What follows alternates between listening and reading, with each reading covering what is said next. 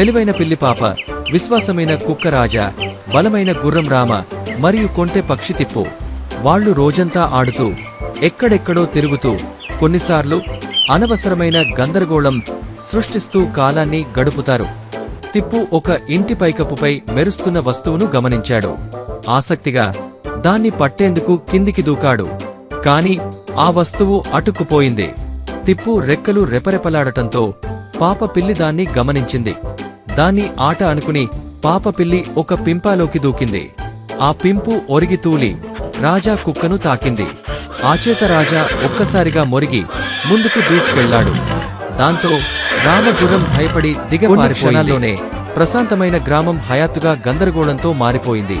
తిరుగుతున్న పింపాలు, మొరుగుతున్న కుక్క, భయపడ్డ గుర్రం, పక్షిని వెంబడించే పిల్లి, వీటన్నింటినీ ఆశ్చర్యంతో చూస్తున్న గ్రామస్థులు. చివరికి ఒక వృద్ధ గ్రామస్థుడు చేతులు చరచి గట్టిగా అరిచాడు. చాలు అన్నాడు. నలుగురు స్నేహితులు ఒక్కసారిగా ఆగి ఒకరిని ఒకరు చూసుకొని అర్థంలేని పరిస్థితిని గుర్తించి నవ్వుకోవడం ప్రారంభించారు.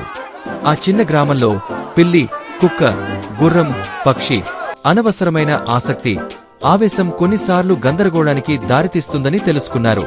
కానీ నిజమైన స్నేహితులు ఎప్పుడూ చివరికి కలిసి నవ్వుకుంటారు.